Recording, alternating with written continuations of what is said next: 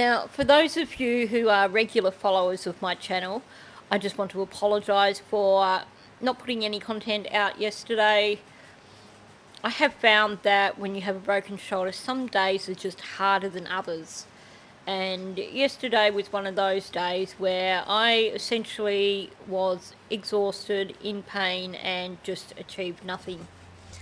Now, I have been working flat out all day on another rather lengthy video, but that one won't be done till tomorrow. I'm probably halfway through pulling together all the clips for that one, so it is going to be a rather lengthy one. It is going to be rather time consuming. It will not be done till tomorrow. So in the meantime, I wanted to jump back in and take another look at some of the motions that have been filed by our friend Lizzie Bourdon, aka Beth Bourdon, the defence lawyer for Stephen Stearns. And what I particularly wanted to talk about today was the motions that she's put out, which are basically attacking the rights of victims to have their say in this case. And, you know, it's not just really attacking the rights of the family, the victims, but it is attacking Maddie's rights too. Because these people are the people who loved Maddie, and taking away their voice takes away Maddie's voice as well, in my opinion. So there's a number of motions that she has filed, which are basically aimed at either silencing, controlling, or completely doing away with victim statements. So I'm going to go through each one of them. As with previous motions from this particular lawyer, I'm going to skip over a lot of the useless crap that she adds in. If you've watched some of my other videos talking about the motions put forward by our friend Lizzie, she quotes a lot of unnecessary stuff. She also presents a lot of these motions more like essays for law school. They are not efficient, they are not always accurate, and yes, I'm still trying to figure out who Mr. Roseman is, if anyone has any idea. Clearly he's someone who is up for the DP also, based on the motion that his name appeared in, but as mentioned in the previous video that I did on Lizzie's motions, there's several Rosemen in the court database. Barring going through all of them, I'm not sure if we're ever going to know who this mysterious Mr. Roseman is. Anyway, moving on from that. So I'm going to go through these motions one by one, leaving out all the crap that is unnecessary, and just have a look at, first of all, the likelihood of these actually going through, but also just how desperate this lawyer must be. Now, I will say before we start onto it, because I know this is something that is going to inflame a lot of people, to me, the motions that are being put out there by this lawyer demonstrate desperation. I think she realises that Stearns' goose is cooked, basically, and all she can do is do whatever she can to try and fight against the DP, because she knows that he's going to be found guilty. So, you know, the only other option there is to try and avoid the DP. Personally, I think he's going to go all the way. Anyway, let's jump in and take a look at these motions. So I'm actually working backwards through these motions. So this is the most recent motion, and then I'll work my way back to the first one that she has made. So this one is a motion for special jury instruction regarding victim impact statements and request to read the instruction prior to each victim impact statement being read to the jury, because clearly this woman believes that all the jurors are complete utter half-wits who aren't going to remember the jury instructions given to them prior to listening to the victim impact statements. The defendant, Stephen Stearns, by and through his undersigned attorneys, makes this motion for a special jury instruction regarding victim impact statements and requests to read the instruction prior to each statement being read, pursuant to Article blah blah blah, Constitution, these amendments of the US Constitution, blah blah. In support of this motion, Mr. Stearns states the following. Mr. Stearns is charged by indictment with first-degree M. The state of Florida is currently seeking the DP against Mr. Stearns. Pursuant to Florida statute, victim impact information is neither a statutory or non-statutory aggravating factor, nor is it a mitigating circumstance. However, Section 921 permits the presentation of victim impact information to a jury in the sentencing phase of a capital trial, despite the fact that information is wholly irrelevant to the findings the jury must make in determining whether Mr. Stearns should be sentenced to life imprisonment without the possibility of parole, or to D. Victim impact evidence is inevitably and inherently extremely emotional and has a high probability of unduly, unfairly and unconstitutionally prejudicing the jury. And inflaming the jury. The current standard jury instruction, preliminary instructions in penalty proceedings, has a paragraph relating to victim impact statement that is given upon request. That paragraph states the following. Once the state has presented evidence of the existence of an aggravating factor, victim impact evidence may be presented. Such evidence is only presented to demonstrate the victim's uniqueness as an individual and the loss to the community by the victim's death. However, victim impact evidence must not be considered by you as an aggravating factor. The first line of the paragraph may confuse the jury and suggest the state has proven an aggravating factor and thus why victim impact statements are being presented. Well, not necessarily, no. Further, the standard instruction fails to explain the victim impact statements cannot be considered when determining whether the aggravating circumstance is sufficient to justify the imposition of the DP. The aggravating circumstance outweighs the mitigating circumstances, and defendant should be sentenced to life in prison or D. In addition, the use of word evidence in the standard jury instruction creates prejudicial confusion for jurors because it may not be used as evidence in any of the outlined steps described above.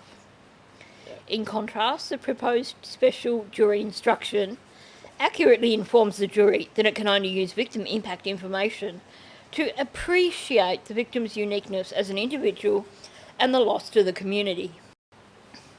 The proposed special instruction to be read prior to each victim impact statement is as follows. When the state has presented any evidence showing the existence of an aggravating factor, even though it may not yet have been proven beyond a reasonable doubt, the state may choose to present victim impact statements for your consideration. You cannot consider or use these statements to determine whether an aggravating circumstance is sufficient to justify imposition of the death penalty, nor to determine whether the aggravating circumstance outweighs the mitigating circumstances, nor whether Mr. Stearns should be sentenced to life in prison without the possibility of parole, or D. These statements are to show the victim's uniqueness as an individual and the loss to the community by the victim's death, and the statements may not be considered for any other purpose. Okay, but they still are important when making that decision.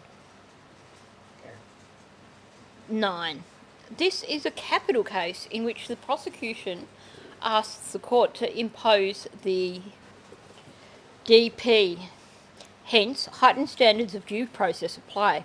When a defendant's life is at stake, the court has been particularly sensitive to ensure that every safeguard is observed. What about the rights of the victim?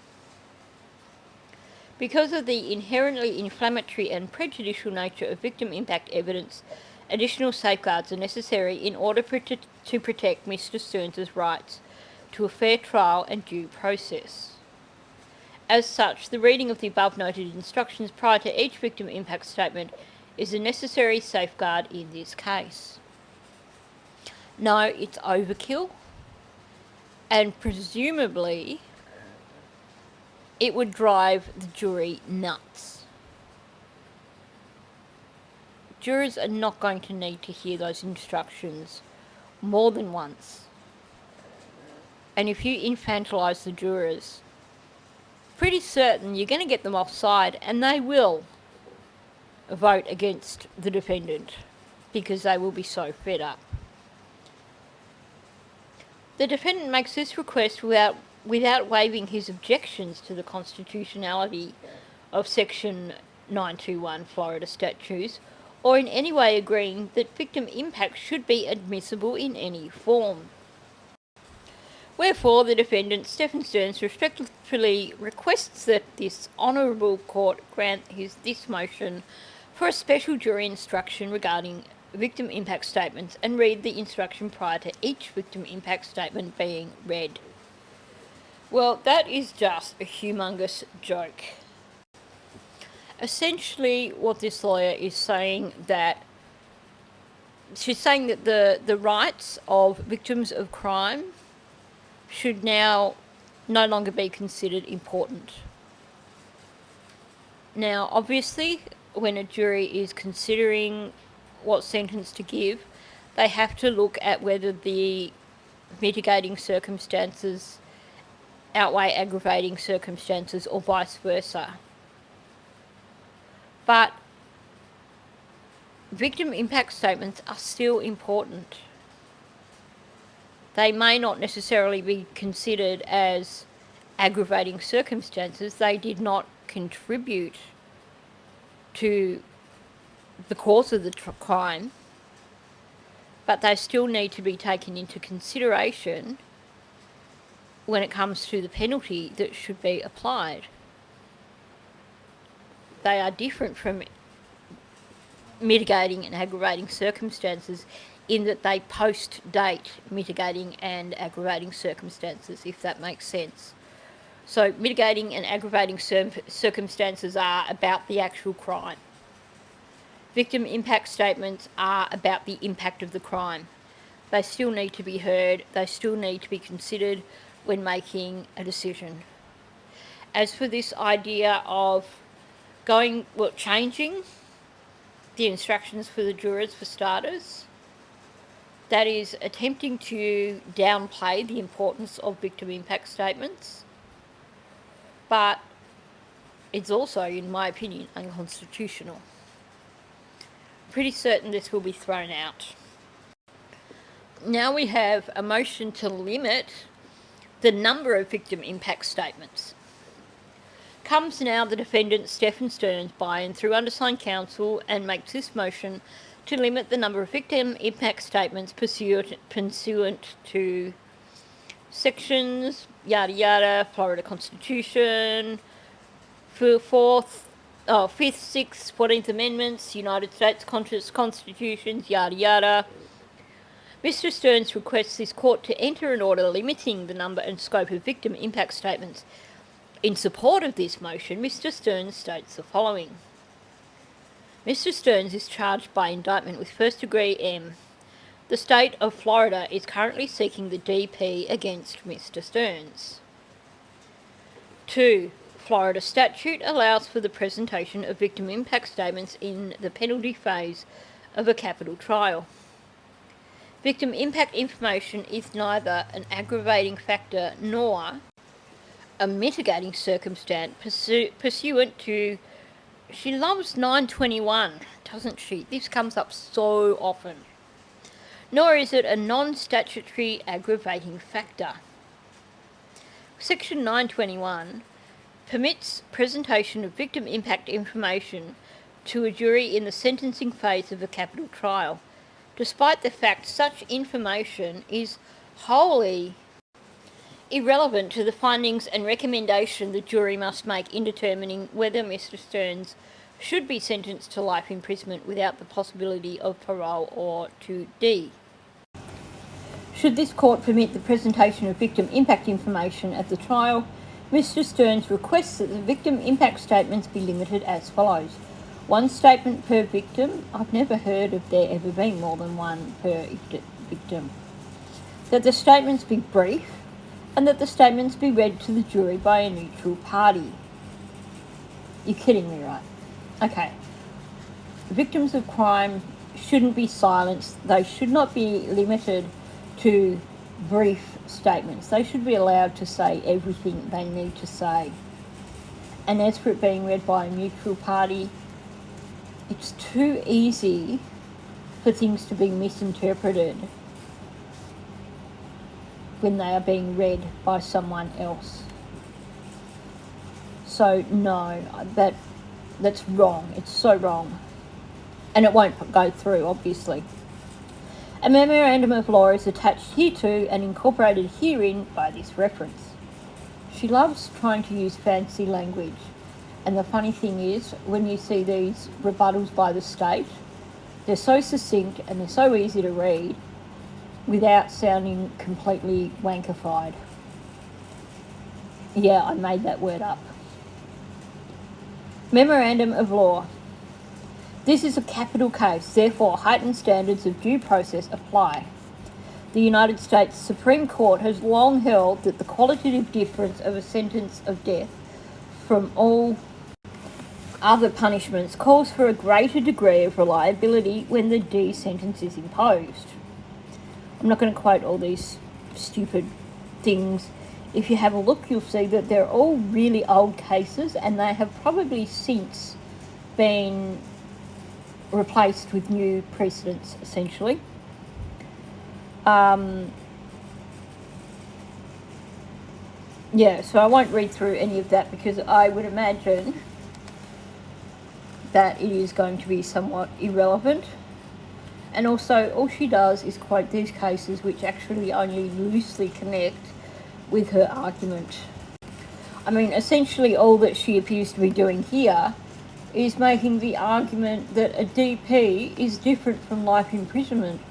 Well, duh, Freddie. Why do you need to prove this? Because I think most people actually understand that fact.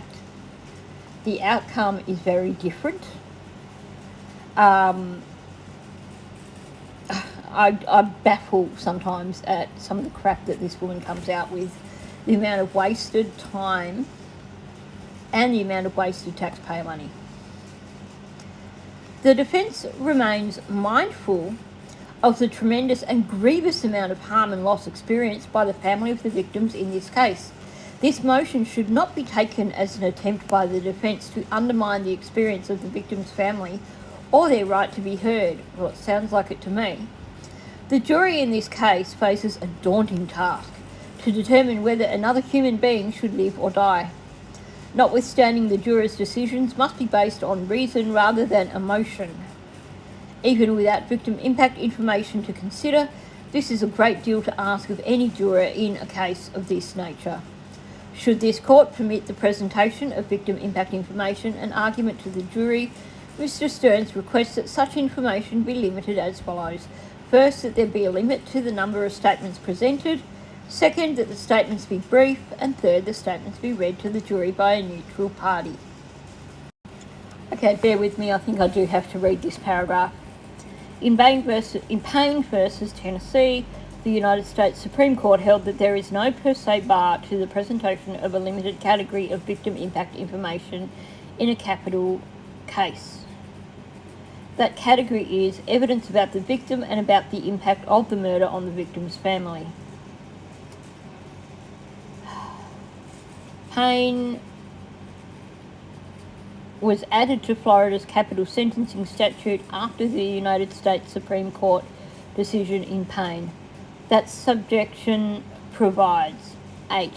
Victim impact evidence. Once the prosecution has provided evidence of the existence of one or more aggravating circumstances, as described in subsection 6, the prosecution may introduce and subsequently argue victim impact evidence to the jury.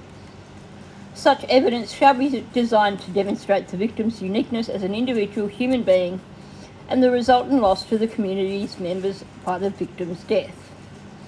Characterisations and opinions about the crime, the defendant and the appropriate sentence shall not be permitted as part of victim impact evidence. She's basically repeating herself here, isn't she? The only purpose of such information in a capital sentencing proceeding is to acknowledge and make known the victim's unique individuality and the loss to the community due to his or her death. The statute in its own unequivocal terms makes victim impact information irrelevant to the findings, balancing and decision required of jurors in a capital case. No, it doesn't. It is something that is still to be considered. That's why you make victim impact statements. It is an important part of the decision-making process. Why do you want to silence victims of crimes? I mean, you're going back to the 60s and 70s when there were no rights for victims of crimes. Do you really want to go back 40, 50 years? And I will just mention that even though in Australia we don't have capital punishment and we don't have juries making decisions on what penalty a person is going to receive in a red rum case, victim impact statements are still made and they are still very, very important. So she basically continues in this whole paragraph to argue that victim impact is not an aggravating factor and may be weighted in favour of the death penalty as opposed to life imprisonment. No, it's not an aggravating factor and you wouldn't consider it as having the weight of an aggravating factor, but it is still something to be considered after you have considered aggravating and mitigating factors. Chances are, in this case, victim statements will be almost irrelevant because once you consider the aggravating factors, I think the jury is probably going to decide for the DP anyway. But that's just my opinion. Don't quote me on that.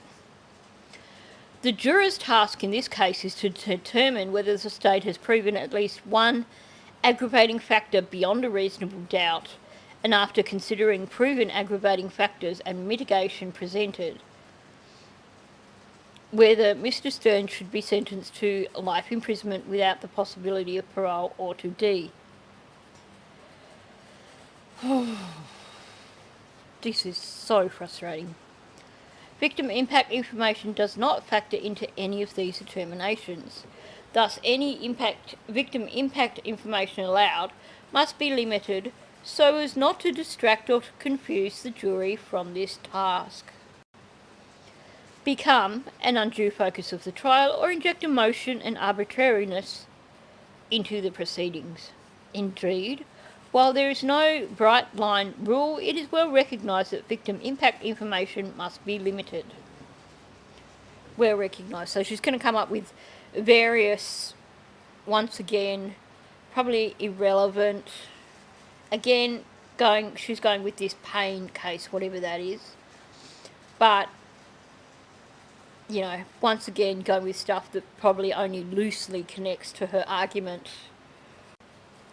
Now she raves on about various cases which may or may not be connected to the actual validity of victim impact statements.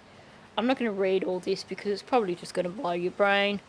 I will put all these into Patreon for you if you want copies of them. So basically it's a free Patreon. You just have to jump in, sign up, become a member, and then you can get whatever documents you want that I've put in there for free. So there's no cost for any of this if you want copies of documents. Now she's talking about lower courts struggling with the constitutionality and, you know, the power of the Supreme Court. At the end of the day, there was a ruling made in 1987 in a case that was Booth and Maryland. And that was made basically, that was, in my opinion, it was prejudicial against victim statements. And then that was overturned only 4 years later in 1991 by the Supreme Court. So at the end of the day, the victims of crime have a right to speak. And basically she's trying to trample all over it here. There should be no limitations on their right to speak, and there is nothing in the law that says that there should be any limitations on them. I mean, we're talking about something that was put in place 40, 50 years ago in response to the need for victims' rights. They need to have a chance to tell the judge and the jury how the crime has impacted on their lives. As you can see, I've skipped over many, many pages of drivel, because that's what she does. You know, when you see these long motions, that they're just going to be full, they're going to read more like a law student's essay than a decent motion. All she does throughout is just quote various cases, various precedents, various laws, many of which are only loosely connected to her argument. So I'm just going to skip to the end here. Wherefore the defendant respectfully requests his honourable court enter an order limiting the number of victim impact statements to be one brief statement per victim read by a neutral party to the jury. And to that I say, Ms. Bourdon, stick it up your... Okay, moving on to the next one, which looks like it's pretty much saying the same thing. What I've noticed with a lot of these motions is that she's basically asking the same thing via multiple motions. Like, she thinks that maybe the state will not read one of the motions and maybe she can slip it through that way. I'm pretty certain that's not how it's going to work. So this is a motion to limit victim impact evidence. The defendant, Stephen Stearns, moves his honourable court to impose the following limits on the testimony. Only one witness may testify. The witness must be an adult. The state must proffer a proposed victim impact statement in writing. The court must hold a hearing on the admissibility of the evidence prior to admission. Oh my gosh. Let's just have a hearing on one single victim impact statement. The court must consider relevant case law and any other relevant statutes. The testimony must be limited to the prepared statement. No witness may testify if the witness is unable to control his or her emotions. As grounds, Mr. Stearns states as follows. I'm speechless. I'm utterly speechless. I know this woman is doing her job. But there's a line that you don't cross. And this line is being crossed, if you ask me. Only one witness may testify. Who gets to decide which witness is going to testify? Well, clearly it would be Miss Bourdon, apparently, who would be wanting to decide which witness testifies. The witness must be an adult. So straight up, we are now silencing all those little friends of Maddie who have been called for depositions. Why are you going to put them through the trauma of a deposition and expect them to testify in court and at the same time not allow them victim impact statements, because they are important. All those victims of crime are important. Why should they be silenced for this monster? And having a hearing, first of all, why should the state have to provide that victim impact statement in writing?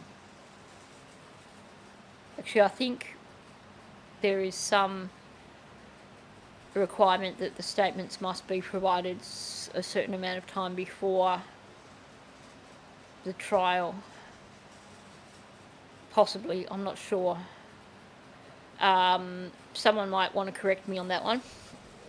I just remember hearing something along those lines, but I may be wrong. But it shouldn't have an impact on what the victim is allowed to say. And as for the court having a hearing, how dare she? How dare she consider that these people should be restricted in what they should be able to say? Yes, there needs to be some guidelines set in place to make it not overly prejudicial. I can understand that. But let the people speak about their loss. And let as many victims as need be allowed to voice their loss. Okay, now she's quoting various things. The United States Supreme Court and Florida Supreme Court have held that some types of victim impact evidence are admissible. And then she's once again quoting Payne versus Tennessee from 1991, saying that both the Supreme and the United States Supreme Court and Florida Supreme Court have placed limits on what type of testimony is admissible as impact evidence. And here she is referring to it as evidence, and yet she has another motion where she wants it to be not referred to as evidence. And then here she says, Florida statute also prohibits certain types of victim impact evidence. And we still are. So Payne is a Florida one. So it's not even looking at the US Supreme Court, which would probably override this. Can I just point out? Our holding today is limited to the holdings Booth versus Maryland. That is the one which I just mentioned, which has been overturned, so it's kind of irrelevant. And South Carolina versus Gathers. So basically she's quoting outdated precedents here. I don't know why she thinks that she could possibly put this forward and it wouldn't be noted. Evidence and argument relating to the victim and impact of the victim's death on the victim family are inadmissible at a capital sentencing hearing. Booth also held that the admission of a victim's family members' characterisations and opinions about the crime, the defendant and the appropriate sentence violates the Eighth Amendment. No evidence of the latter sort was presented at the trial in this case. Like I said, Booth versus Maryland was overturned. So this is irrelevant and does not actually have any impact. And if Payne is based on Booth versus Maryland, then basically there is a Supreme Court ruling which goes above all of this. So as you can see, I have once again skipped to the end of this because basically all she's done is quoted outdated precedent which was overturned by the US Supreme Court. And, you know, Supreme Court trumps all, basically. I hate saying Trump's now because it's taken the wrong way, but basically, if it has been overturned by the Supreme Court, then it is null and void, it is not relevant, and obviously, were decisions made that went against a Supreme Court decision, they could be appealed. Not that any judge in their right mind would want to go against a Supreme Court decision. And I gather that Judge Carston is a pretty clued-in bloke. Don't forget, this guy is a lecturer. He is extremely familiar with case law. He's going to take one look at this and just screw it up and motion denied. And can I just point out, I'm not a lawyer, but it took me about 5 minutes of research to come across this Booth versus Maryland case before I'd even looked at these things, these motions, and to see that it had been overruled by the US Supreme Court. So the fact that she is quoting this Booth versus Maryland and is unaware that it has been overturned, that says a lot about her as a lawyer. Okay, and now we have a motion for victim impact statements to be read by a neutral party. We had this one coming. Mr Stearns, by and through undersigned counsel, respectfully moves the Honourable Court, pursuant to his constitutional right to a fair trial and due process of law, to require that victim impact statements be read by a neutral party. As grounds for this motion, Mr Stearns states as follows. Mr Stearns has been indicted of one count of first-degree M, and the state of Florida is seeking the D. By way of this motion, Mr Stearns does not abandon his previously filed motions regarding victim impact statements, including but not limited to the constitutionality of victim impact statements, and the request that the victim impact statements be presented only to the court. Oh my gosh. A victim impact statement is not an aggravating factor, and the jury should be so instructed. Even with such an instruction, having a neutral party read the victim impact statements can further minimise the potential for the emotional nature of these statements to improperly influence the jury. In State versus Dane Abdul, all but one victim impact statements were read by a victim advocate from the State Attorney's Office in the 9th Judicial Circuit due to concerns about the emotional nature of the proceedings. Well, good for them. What state is that in? State versus Dane Abdul. Well, we don't know anything about that case, so there's probably more reasons for that. Speaking publicly, regardless of whether it is from an approved written statement, can cause anxiety. Adding to that is the nature of a victim impact statement, expressing the loss of a loved one and the person's uniqueness and loss to the community. These things can cause a person to become unexpectedly emotional in front of a jury, which will lead to the jury being excused from the room while the witness gathers his or her composure.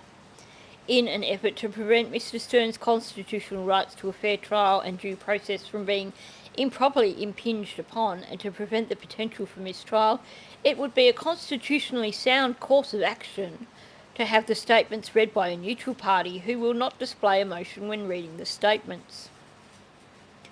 Mr Stearns files this motion and makes all other motions and rejections in this case, whether or not specifically noted at the time of making the motion or objection, on the following grounds and authorities: the due process clause, the right to a fair trial by an impartial jury, the rights to counsel, equal protection, confrontation and compulsory process, the rights to remain silent and to appeal. What? How does that fit in? The right to be free from cruel and unusual punishment pursuant to the federal and Florida constitutions. None of these have any relevance whatsoever to this motion. Wherefore, Mr Stearns respectfully requests this Honourable Court enter its order requiring that the victim impact statements be read by a neutral party. Well, I don't think she's got a leg to stand on with this either. She's talking about one case where a decision was made, but it's not like there's anything set in law that says this has to be the case. And I think there would be a huge outcry where the victims of this crime were to be silenced in such a way. I think for many people, there is a sense of release to be able to voice the impact that it's had on them. And Stearns deserves to have to listen to those people. He should have to sit there and listen to every single person who wishes to make a victim impact statement and to understand the consequences of what he did. He deprived the world of this little girl's legacy. Who knows what she could have done? We never will know because of him. So there should never ever be a push to silence the victims of crimes, especially not when it involves a little girl. Now, I'm pretty certain that her arguments against victim statements aren't going to change that much here, but let's talk about what this motion is. So this is a motion to allow victim impact statements to be presented only at a Spencer hearing. What is a Spencer hearing? That is basically an additional hearing that can occur after a jury has made a decision on sentencing, and basically the defence might choose to appeal against the decision made by the jury and instead ask for the judge to make a new sentencing decision, in which case the jury has no say then in the sentence. It sounds like it's mainly a Florida thing, and it basically comes from a case from 1993. Now, that said, it sounds a bit backwards, doesn't it, to say that the jury shouldn't hear victim impact statements and that the statements should only be heard if there is a Spencer hearing. Okay, well, I'll read through this anyway, but I won't read all the arguments because you've already heard all the arguments, I think. The defendant, by and through undersigned counsel, pursuant to all this crap, moves to allow presentation of victim impact statements to be presented only at the Spencer hearing should one be necessary as grounds therefore states. So I think she's already essentially saying here that if the jury votes for a DP, there's going to be a Spencer hearing. This thing is just going to be so prolonged. Okay, victim impact statements are inevitably, inherently, extremely emotional and have a high probability of unduly, unfairly and unconstitutionally prejudicing and inflaming the jury. So she's going with the same arguments again. I probably don't need to read through all those arguments, do I? She's once again using the argument of, well, victim impact statements aren't actually considered aggravating circumstances, so they're irrelevant. No, they're not aggravating circumstances, but they are still something to be considered when you are making a decision. Otherwise, why would you have victim impact statements? So skipping forward to paragraph 4, she believes that allowing the jury to hear prior to rendering a verdict on the penalty any such statement violates the defendant's rights to a fair trial and due process. Can we talk about the rights of victims to be heard, the victims of crime to be heard? Like I said, those rights were established well and truly 40, 50, 60 years ago. Why should we ignore the rights of victims of crime? Wherefore, the defendant moves this honourable court to prohibit presentation of victim impact statements to the jury and allowing it only at the Spencer hearing should one be necessary. Now, I think we've got the gist of her argument, so for most of these motions, I'm just going to go over and give you the cliff notes, essentially. So this one is defendant's motion to compel disclosure of victim impact witnesses and statements.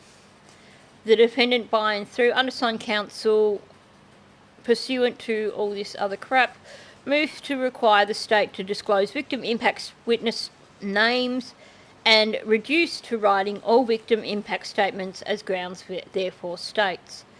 Once again, highly emotional, it's going to inflame the jury, and the court must determine if the evidence that provided, and once again she's referring to it as evidence, if that's appropriate under the statute, and cannot do so without knowledge of and consent of the statements. In other words, she wants to control what the victims can say. I know that victim statements do have to be into the court. I think it's usually like a week or something before the trial. But I don't think that relates to capital punishment cases. I think that is more so to give the judge time to actually read through them. In this case, since it's the jury that's going to make the decision on the sentencing, then I don't think it is really that important for the defence to see these statements. I don't know. Okay, just glossing through all this. So basically, they're claiming that it will reduce delay during the penalty phase and reduce danger of causing a mistrial by preventing inadmissible testimony. Well,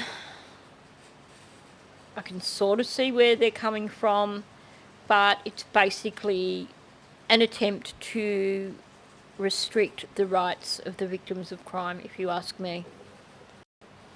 Motion to video record victim impact evidence. This is a brief one that's really easy to explain. Basically, once again, they're talking about how the evidence can be emotional and inflammatory, and they want it recorded for the purpose of an appeal. So she's essentially saying here that when there is an appeal, that if they want to go after victim impact statements, then it gives them more weight if the statements have been actually video recorded rather than having a look at a transcript of victim statements. So this is all about trying to give them a stronger position should they decide to appeal based on a victim impact statement.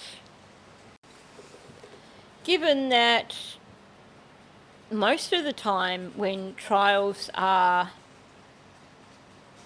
made publicly available and televised, that victim impact statements are recorded, like video recorded anyway, I think this motion will go through because this is a moot point.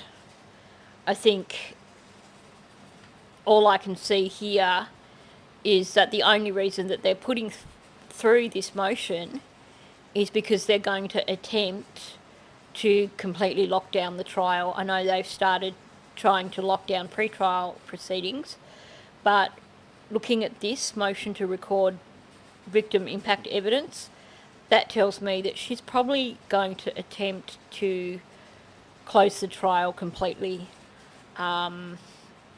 which you can imagine the amount of scandal that would cause, and I think public and definitely the media would have a lot to say should that actually occur. And can we just acknowledge that Judge Carson was the judge in the Todd trial, the guy from Celebration in Disney, who killed his entire family, and that was recorded. You can find that, I think, on Court TV. I know there is definitely parts of that case available on YouTube. So I don't think that Judge Carson is going to agree to this motion.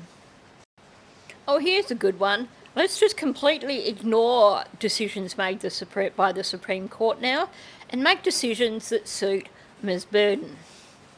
Motion to exclude any and all victim impact evidence. Still calling it evidence. The defendant moves this court to prohibit victim impact evidence because cumulative and powerful empirical evidence demonstrates that it is so unfairly prejudicial as to violate the 14th Amendment of the United States Constitution. Moreover, evidence demonstrates that victim impact evidence violates the 8th Amendment, specifically under Florida's capital sentencing scheme, which does not permit non-statutory aggravation to be presented. Yeah, it's different from aggravating circumstances, and she has pointed that out in multiple motions. Finally, it is now clear that victim impact evidence violates Florida statute because its probative value is substantially outweighed by unfair prejudice. Oh my gosh, she's like a broken record, isn't she? Well, okay, we can throw this motion out pretty much straight away. Like I said, Supreme Court have ruled on it. They ruled that it was admissible, so this is totally irrelevant. I don't think I really need to read through all this. Feel free to go grab the document and have a look for yourself. Oh, okay, before I click off this particular motion, can we just have a look at the fact that she is once again quoting this 1987 Booth versus Maryland, which, as I said, was overruled 4 years later by the Supreme Court. So she is quoting outdated precedent. And at the end of 17 pages of drivel, we get, wherefore, for the foregoing reasons, the defendant requests that this court enter an order granting this motion. Trust me, I have saved you from a lot of pain and headache and a lot of irrelevant drivel. And for the grand finale, this one is going to make you as angry as it made me. Motion to allow testimony of the impact of defendant's execution on family members. Okay, so you don't want the victims of the crime to be allowed a voice. The victims who would be a voice for Maddie, essentially. But you want the family members of this monster to be able to speak out. This is definitely overstepping the line. I'm sorry. The defendant, Stephen Stearns, through his undersigned counsel, respectfully requests that this court allow testimony regarding the impact of his EX on his family members during penalty phase. Okay, so penalty phase, we want to get rid of all victim impact statements for victims of the crime, but we want to hear statements from the family. We want the jury to sympathise with the monster, not with the 13-year-old child who is no longer able to share her joy with the world, basically. 1. The defendant is charged with first-degree murder wherein the state is seeking the DP. 2. Should the case proceed to the penalty phase, it will proceed to the penalty phase. The defendant intends to present testimony of family members. I really don't want to hear any more drivel from Deb or Chris. Part of this testimony includes the impact of the defendant's EX on his family. In Lugo versus State, the court held that it is properly cognizable testimony. That doesn't even sound like decent grammar, I'm sorry. That the defendant's execution will have a tremendous negative impact upon the lives of his mother, father and siblings. Okay, but can we just acknowledge here, and if you are new to my channel and you wish to see evidence of what I'm saying here, ask in the comments section. I'm more than happy to give you links to various videos. But it is so evident that Chris and Deb enabled Stefan for his entire life. So I'm sorry, it is going to be hard on them. Should they still be around by the time he reaches that end, it will be difficult on them. But they played a role in getting him there. As for siblings, he has a brother who has no contact with the family whatsoever. A brother who disconnected from that family a long time ago. So I don't think it's going to have any impact on him. Going on. Point 5. Trial courts have been willing to consider such evidence in very limited ways. And she's listed a bunch of precedents which are probably totally irrelevant and don't connect to this case whatsoever. Wherefore, the defendant respectfully requests that this court allow testimony regarding the impact of his execution on his family members during penalty phase. I'm sorry, you can't have your cake and eat it too. If you want testimony by the victims of this crime to be thrown out and not heard by the jury, how dare you even consider asking this? You know, I really have very little respect for this woman. And you can come at me all you like. I know she's doing her job. But there is a line. There is still a level of human decency. And to me, this goes beyond any level of human decency. I find this utterly disgusting. I really don't want to hear from Deb or Chris Stearns other than as witnesses who can be cross-examined by the state, because they should have considered the impact of Stefan's crimes when he was that little 3-year-old boy trying to break into a liquor cabinet with a key that he stole, and they sat back and watched him do so. They spent the next 34 years following that, enabling him, fixing up after his mistakes, paying people off to get him away scot-free, moving states to get away from his trouble. So they had their chance. And as sorry as I feel for them, because it is going to be an awful thing for them should they still be alive when his time comes. But they need to accept their role in this. And I don't think the jury needs to hear from them.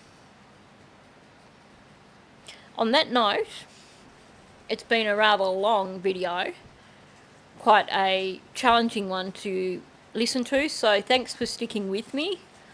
Like I said, I will put all these documents into Patreon after I finish with this video, so that if you want to have a look through them in full, you can do. Feel free to ask questions below.